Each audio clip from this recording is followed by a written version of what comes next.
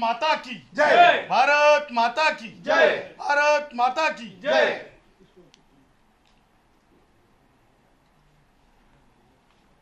स्वातंत्र्य दिनाच्या पूर्वसंध्येवर तमाम आपल्या सगळ्या पत्रकार भावांचं स्वागत। त्याचबरोबर उद्याच्या स्वातंत्र्य दिनाच्या तमाम देशवासियांना, कष्टकऱ्यांना, विद्यार्थ्यांना, विद्यार्थिनींना खूप खूप शुभेच्छा। स्वातंत्र्य दिन चिरायू हो। प्रभू श्री रामांच्या जे विचार भारतीय संविधानामध्ये रेखाटलेले आहेत ते संविधान सर्वंकष सर्वांच्या हिताचं, भारताच्या संविधानाने या देशाची कायम काळजी घेतलेली आहे आणि काळजी घेत राहो।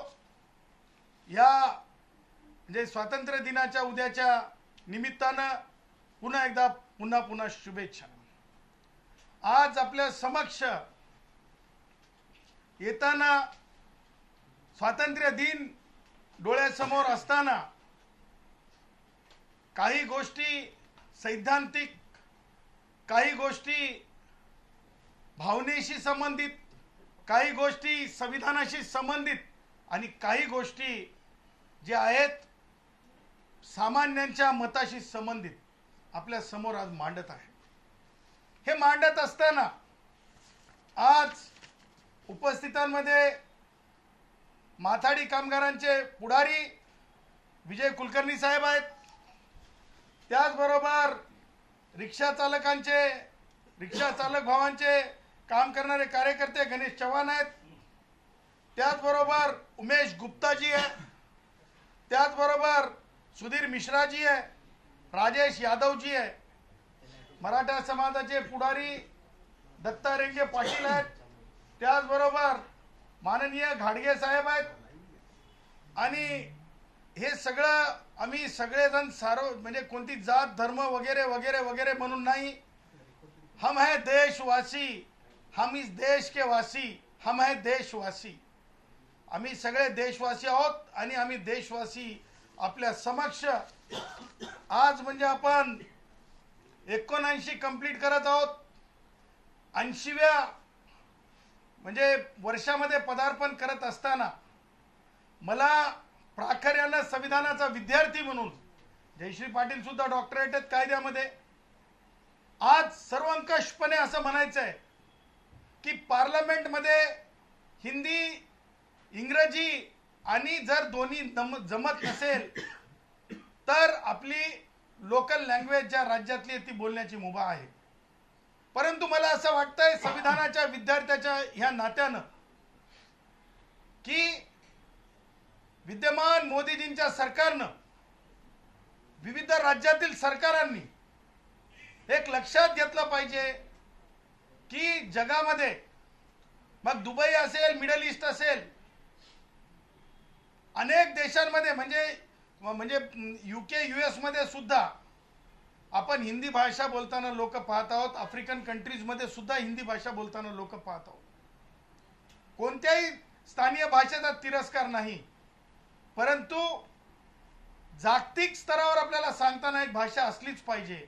आणि म्हणून आज ही मागणी करत आहे मी की हिंदी ही राष्ट्रभाषा म्हणून कायदा बनला गेला पाहिजे, बिल आलं पाहिजे आणि त्यासाठी सर्वंकषपणे सगळ्यांनी वाच्यता केली पाहिजे। मैं ये मांग करता हूं इस देश के कल होने वाले जिस तरह से इंडिपेंडेंस डे का सेलिब्रेशन हो रहा है, हम 79 कंप्लीट कर चुके हैं, 80s में हम जा रहे हैं।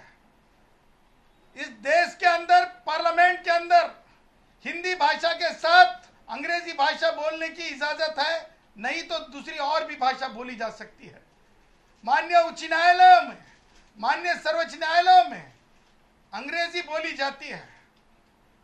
दुनिया के सामने एक भाषा के रूप में हम एक है, ये बताने के लिए मैं माननीय मोदी जी से, प्यारे पंतप्रधान मोदी जी से और विभिन्न राज्य के मुख्यमंत्रियों से हमारे राज्य के मुख्यमंत्री जी से, देवेंद्र जी से अनुग्रह करता हूं कि हिंदी या राष्ट्रभाषा घोषित करने के लिए कानून लाया जाए और कानून जो है देश में लागू हो, ऐसी हम मांग करते हैं।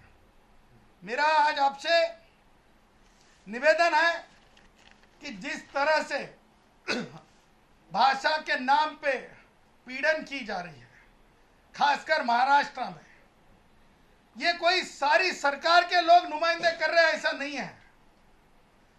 या तो आमदेव महाराष्ट्र का जो वासी है वो बंबई का जो वासी है वो तकलीफ दे रहा है, ऐसा भी नहीं है।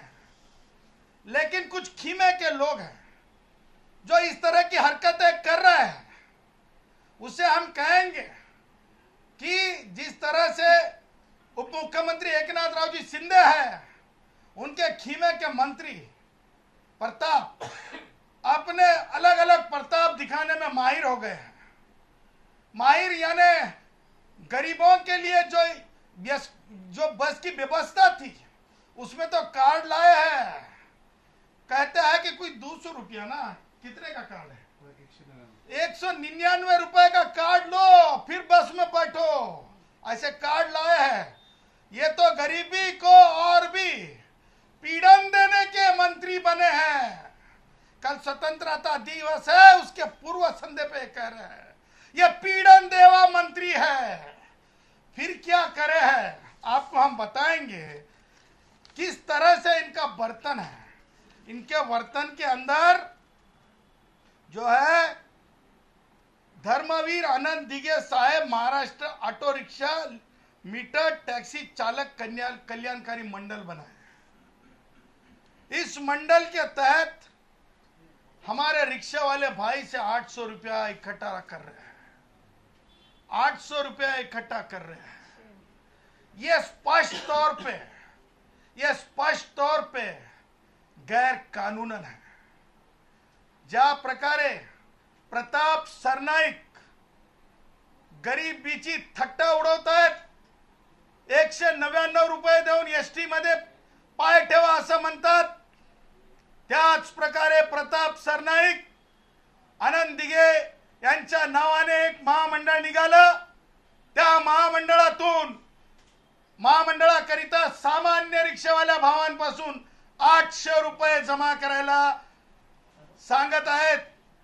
अधिकारी जेव्हा एकटात बोलतात तेव्हा म्हणतात की ऊपर से आदेश है।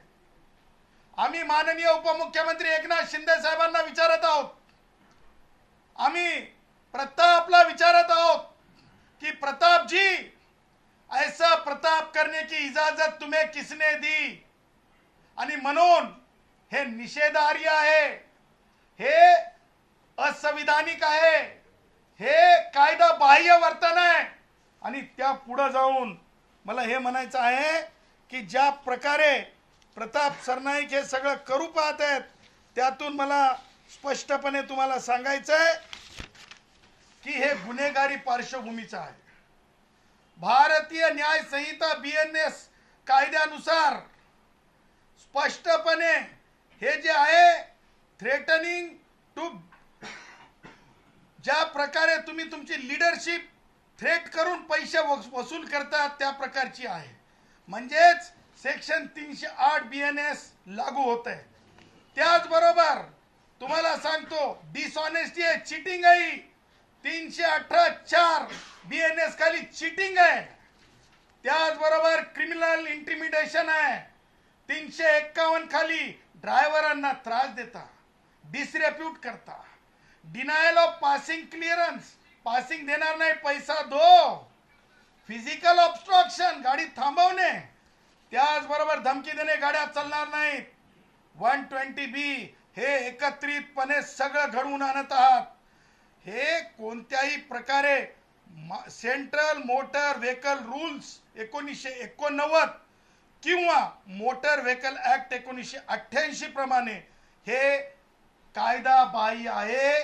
ही एका प्रकारे आनंद दिघे यांच्या नावावर, श्री आनंद दिघे यांच्या नावावर अशा प्रकारे एखादं महामंडळ उभं करून जबरदस्ती पैसे घेणं म्हणजे मंत्री श्री प्रताप सरनाईक ही खंडनीय आहे, ही खंडनीय आहे, ही खंडनीय आहे. आणि हे शेमफुल आहे, हे लज्जास्पद आहे. अरे सामान्य गरीब कष्टकऱ्याला, शेतकऱ्याला, शेतमजुराला, विद्यार्थ्याला बसमध्ये चढताना 199 आणि रिक्षावाल्या भावाला हीच होती का आइडिया? भाषेची भाषा का पीड़न लाने का यही था क्या आइडिया? मान्यवर आनंद दिघे जी के नाम के ऊपर 800 रुपए की रिसीट कटाने का, पैसा इकट्ठा होने का ये आइडिया था क्या? प्रताप सरनाईक जी, जवाब देना पड़ेगा. ये क्योंकि पूर्व संध्या पे हम बात कर रहे हैं, ये देश की बात है, नहीं चाले तुम जैसी. हाँ, ये क्या तुम मजाक समझते हैं क्या? हाँ, जरंगे की भाषा में हम मस्ती नहीं कहेंगे क्योंकि हम कल्चरल है. इसलिए ये इस तरह से रिक्शा वाले भाइयों को पीड़न दे रहे हैं और इस पीड़न की हम निंदा करते हैं. हम कहते हैं कि ये पैसों को तुरंत रोका जाए लेना. अधिकारी कह रहे हैं कि ये पैसा जो है ऊपर से माने कोण? शिंदे साहेब की प्रताप सरनाईक, हे स्पष्ट झालं पाहिजे आणि घेतलेले पैसे परत दिले गेले पाहिजे. पैसा वापस देना पडेगा. त्या पुढे जाऊन मला सांगायचंय की ज्या प्रकारे आपण प्रताप सरनाईक ही, म्हणजे मला म्हणायचं नाही कोण वेडपण आहे, कोणतं वेडपण आहे की अति शहाणपण आहे. काय वेडपण आहे की अति शहाणपण आहे की मंत्री होण्याची आता पात्रता तपासून मंत्री केलं पाहिजे, अशा प्रकारची एखादी परीक्षा आणणं जरुरी आहे असे मला म्हणायचं आहे. त्याचं कारण सांगतो. प्रताप सरनाईकांना हे समजलं पाहिजे की राष्ट्रगान, आता उद्या 15 ऑगस्ट आहे, स्वातंत्र्य दिवस. ते राष्ट्रगान कोणत्या भाषेत आहे अगोदर प्रताप सरनाईक बघणार आहेत का? ते राष्ट्रगान ज्या वेळेस ते जिल्ह्याचे पालकमंत्री म्हणून धाराशिव असेल किंवा एकनाथ शिंदे साहेब ठाणे असेल किंवा जिथे कुठे असतील, त्यावेळेस हे म्हणणार आहेत का की राष्ट्रगान मराठीत आहे तरच म्हणूत, असं म्हणणार आहेत का? हा प्रश्न आहे. कारण राष्ट्रगान जर बहुभाषिकांचं प्रतिनिधित्व करते आणि भाषेच्या बाबतीमध्ये राष्ट्रगान तुम्हाला कोणत्याच प्रकारची वेगळी मुभा देत नाही, कुणाला त्रास देण्याची. आणि सगळेच राज्यातले सगळेच भाषिक लोक जर एकच राष्ट्रगान गात असतील, यालाच म्हणतात unity and integrity of the nation. Unity and integrity of the nation. त्याचबरोबर मुख्य न्याय देवता बंबई हायकोर्टचे हे मराठी भाषिक आहेत असले तरच तो निकाल योग्य असं म्हणणं आहे का प्रताप सरनाईकांचं? ते म्हणणं आहे का माननीय एकनाथरावजी शिंदे साहेबांचं? ह्या प्रश्नाचं उत्तर द्यावं लागेल. कारण मुख्य न्यायमूर्ती मान्य पदावर जाताना कोणत्याच भाषेची सक्ती नाही, हा प्रश्न विचारला चाललाय. उद्या ध्वजारोहणाच्या नंतरच्या भाषणात तुम्ही याचं उत्तर दिलं पाहिजे. ही जनता बोलती है, जब जनता बोलती है तो जनता बुलवाती है, जब जनता बोलती है तो जनता बुलवाती है, और हम तुम्हें बुलवाने के लिए अब मौका दे रहे हैं, मौका दे रहे हैं. त्या पुढे जाऊन मला हे म्हणायचं आहे की ज्या प्रकारे एकनाथ शिंदे साहेब दिल्लीला जातात, दिल्लीत गेल्याच्या नंतर ते वेगवेगळ्या राज्यातल्या देशाच्या नेत्यांना बोलताना कोणत्या भाषेत बोलतात? कोणत्या भाषेत बोलतात? काय ट्रान्सलेटर सोबत घेऊन जातात? ट्रान्सलेटर सोबत घेऊन जातात.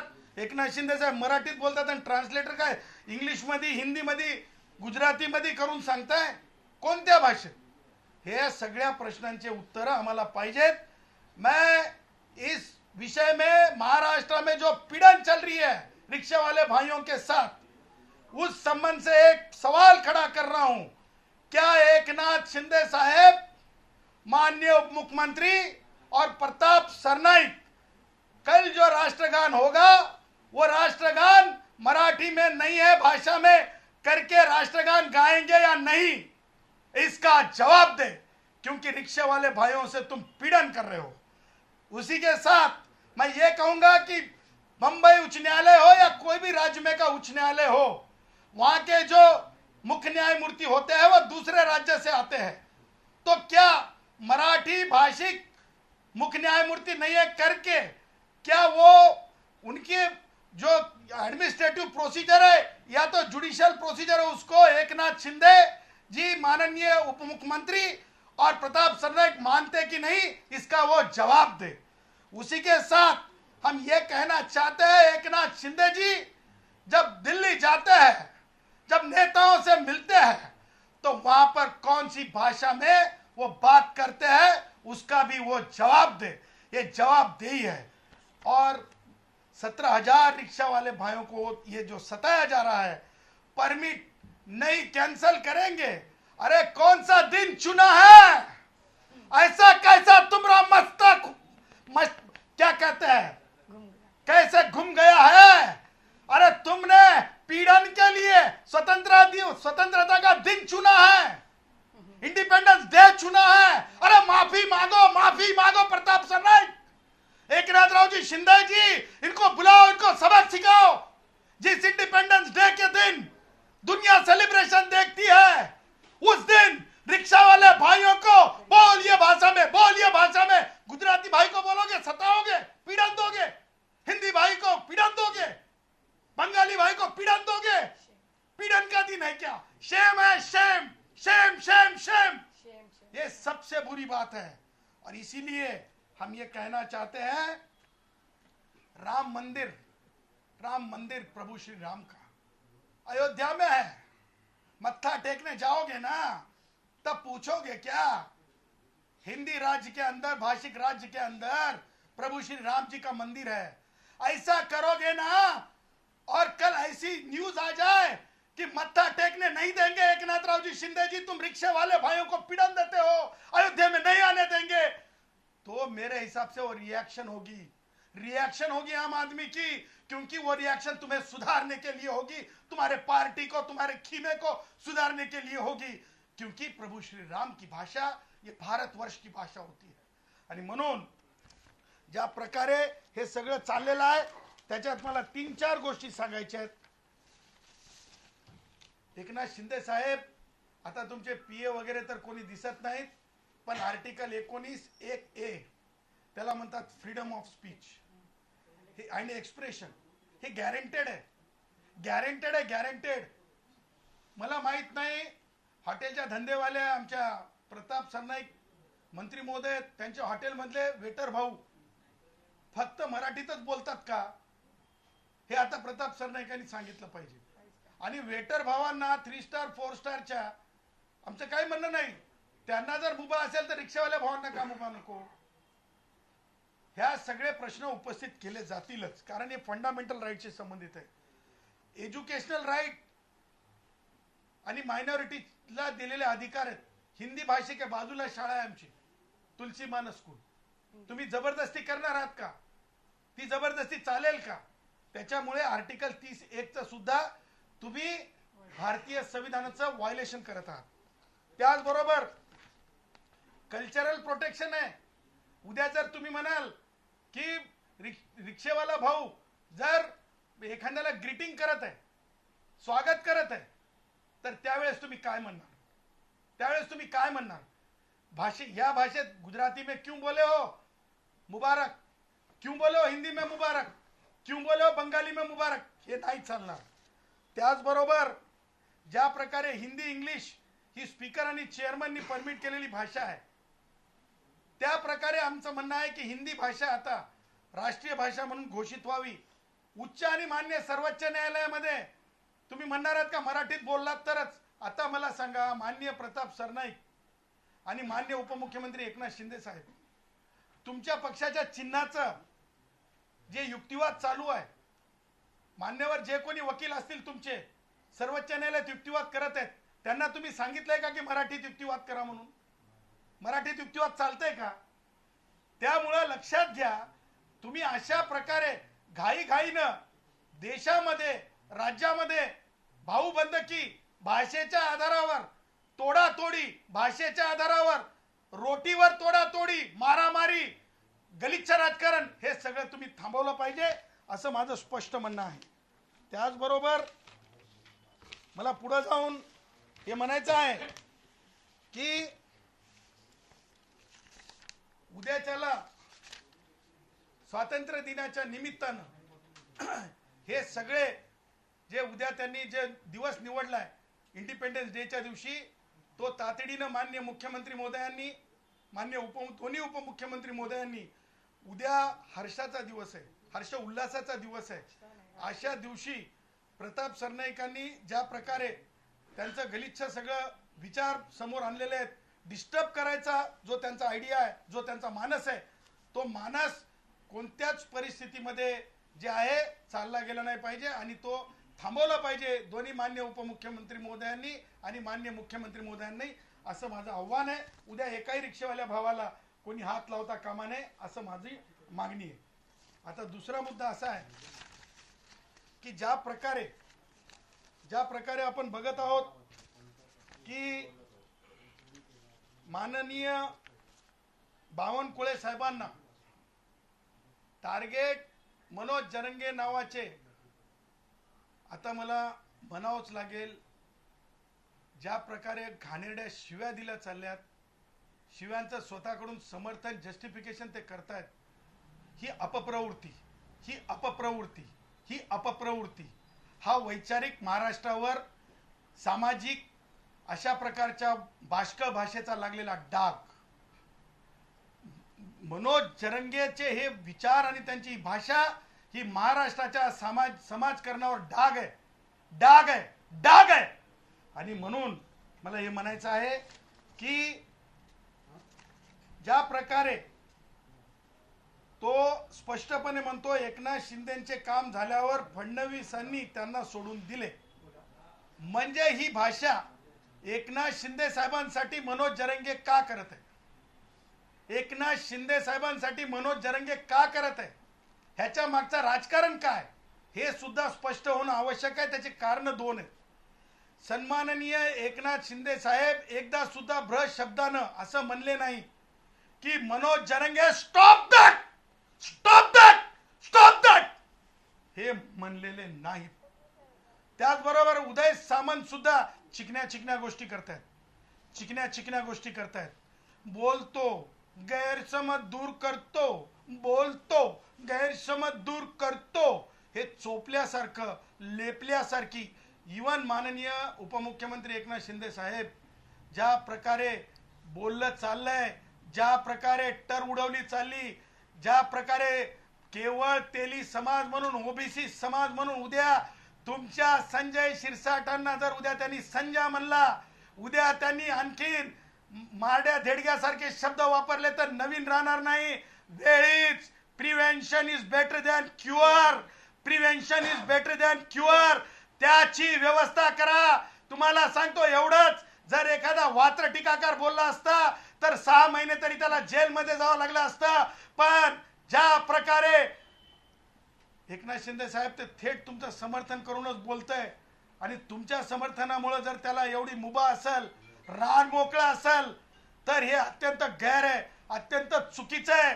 आणि चोपडेगिरीतून त्याला चोंभाळणं नको. कायद्यापेक्षा तो मोठा नाही.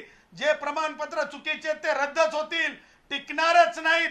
एकनाथ शिंदे साहेब तुम्ही दिलेलं आरक्षण, पूर्वसंध्येवर सांगतो, ह्या डिसेंबरच्या नंतर ते आरक्षण संविधानाचा विद्यार्थी म्हणून सांगतो, मला वाटत नाही ते टिकेल. या डिसेंबर मध्ये तुम्ही दिलेलं एकनाथ शिंदे साहेब आरक्षण संपुष्टात येईल, हे मी संविधानाचा विद्यार्थी या नात्यानं सांगतो. त्याचबरोबर ज्या प्रकारे मनोज जरंगे माफ करून सोडून देतो अशी भाषा बोलतो चंद्रशेखर बावनकुळे साहेबांना, मराठ्यांच्या नादी लागू नका, ही कोणती भाषा आहे? अमुक टोळी आहे म्हणजे आमच्या वंजारी भावांचं तिथं नेतृत्व आहे, तर म्हणे तिथं टोळी आहे. त्याचबरोबर रडकुंडी सारखे शब्द वापरतो. मला मनोज जरंगेला म्हणणं आहे, अरे माफ करायला मनोज जरंगे तू काय न्यायालय आहेस का? आणि शिक्षा द्यायला तुझी काय जहागीरदारी आहे का? अबे जहागीरदारी संपली रे, पाटील की राहिली नाही, देशमुखी राहिली नाही. आणि देशामध्ये कोणी राजा राहिलेला नाहीये. या देशात पद आलेली आहेत महामहिम राष्ट्रपती, या देशात पद आलेली आहेत मान्यवर पंतप्रधान, या देशात पद आलेली आहेत माननीय मुख्यमंत्री. त्याच्यामुळं तुझी जहागीरदारी नाही. आणि ज्या प्रकारे धमक्यांची भाषा बंदच केली पाहिजे. राजकीय पोळी शेकणाऱ्यांनी दुसऱ्यांना शहाणपण शिकवू नये. तू ठीक आहे, तुझी जी रॅली बघली ना गाड्याची, इम्पोर्टेड गाड्याची, तर महाराष्ट्रातले सगळे रेतीवाले होते, सगळे 2 नंबरवाले होते, सगळे गडबडखोर होते. कोल्हापूरचे, साताऱ्याचे, आणखीन कुठले कुठले पीडब्ल्यूडीचे कॉन्ट्रॅक्टर होते. हे सगळं पोलखोलीच्या गोष्टी आहेत. त्याच्यामुळे तू जास्तीचं शहाणपण करू नको. तुला अहो काहो बोललं जाणार नाही. तू ज्या भाषेत बोलशील त्याच भाषेत तुला उलटा उलटा उलटा उलटा भीम टोला, भीम टोला, प्रभू श्रीरामांचा टोला, भीम टोला, प्रभू श्रीरामांचा टोला सुटत नसतंय, सोडत नसतंय. तू काय मिमिक्री करतो बे, तू काय मिमिक्री करतो. या देशात संस्कृती आहे. एखादं पावशेर मारून जर बोलू लागलं ना तर त्याला काय म्हणतात माहितीये काय, त्याला काय म्हणतात माहितीये काय, अरे ते दारुडे आहे. त्याचं काय ध्यानावर घ्यायचंय, अरे ते दारुडे आहे, काय चपटे आहे, अरे ते चपटे आहे, अरे ते चपटे आहे, त्याचं काय मनावर घ्यायचंय, असं बोललं जातंय. त्यामुळं तू तुझी किंमत अशा प्रकारे तेली समाजाचे असो, वंजारी समाजाचे असो, ओबीसीचे असो, SC STचे असो, त्यांना तू अशा प्रकारे तू स्वतः वैचारिक दूधखुळा आहेस. तू वैचारिक दूधखुळा आहेस, तू वैचारिक नालायक आहेस, तू वैचारिक नालायक आहेस. आणि त्या पुढे जाऊन तुला कोणती पातळी याच्यासाठी नाही की तुला कायदा कळत नाही. तू पोलिसांवर हल्ले करून दिलेस. तू जोपर्यंत जेलमध्ये जात नाहीस ना तोपर्यंत तुझे डोळे आणि कांटाळे उघडत नाहीत. तू जेलमध्ये ज्या दिवशी पाठवला जाशील ना तुझा आता घडा भरत आलाय. मी तुला सांगतो मनोज जरंगे, तुझ्या भाषेत तुझा घडा भरत आलाय. तुझे सगळे रिपोर्ट्स, तुझे सगळे रेकॉर्ड्स आम्ही एकत्र आणलेत आणि त्यामुळं येणाऱ्या काळामध्ये तुला ते समजेल. आणि म्हणून मी हे म्हणेल की महाराष्ट्राला चांगले ठाऊक आहे की व्यंग करून तुझी राजकीय उंची काय.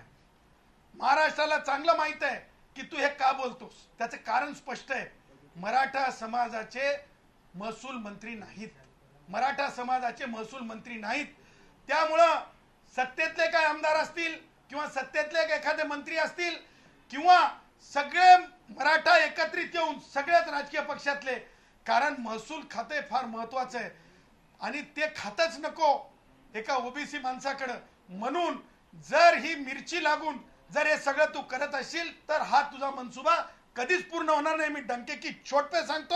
आणि म्हणून मनोज जरंग्या, तू जर ह्या पुढे जास्त जर शहाणपण केलंस तर तुला सोडलं जाणार नाही, हे सुद्धा डंके की चोट पे सांगतो.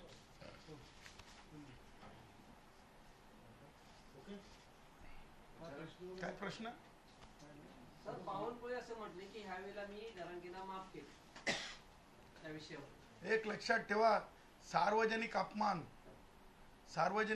हा समाजाशी संबंधित असतो. समाज म्हणजे केवळ एक तेली समाज नाही, कारण त्याचा परिणाम बालवयातून जी मुलं 13-14चे असतात तिथून ते 100 वयोवृद्धापर्यंत सुद्धा होत असतो. आणि असं जर आपण मोकळीक दिली, सुटका दिली तर चालणार नाही. आणि तो इशारे देऊन माफी तरी कशी मागतो, इशारे देऊन मागतो. ते काय त्याच्या बापाची जहागीरदारी नाही मनोज जरंगेच्या. आणि त्याच्यामुळं आता मनोज जरंगे तुझी सुटका नाही रे मनोज जरंगे. आणि म्हणून तुम्हाला सांगतो, हे सगळं करत असताना एक गाणं डेडिकेट केलेलं आहे आणि ते गाणं ज्या प्रकारचं आहे, भाषिक वादावरून माननीय एकनाथरावजी शिंदे साहेब यांच्या त्या वादावरून ते गाणं मी तुम्हाला वाजवून दाखवत आहे. जो वो किस तरह से पीड़न दे रहे हैं रिक्शा वाले भाइयों को, वो गाना सुनिए. अरे भारत के संविधान ने भाषा की दी आजादी, भाषा की दी आजादी. कश्मीर हो या कन्याकुमारी या हो बंबई, हम सारे हैं भाई भाई. भाषा के नाम मन तोड़े व देशभक्त नहीं है भाई. रिक्शा वाला टैक्सी वाला उसको बोले मंत्री प्रताप. मराठी बोलो. ये कैसा संविधान का रखवाला, ओ मेरे भाई, ओ मेरे भाई.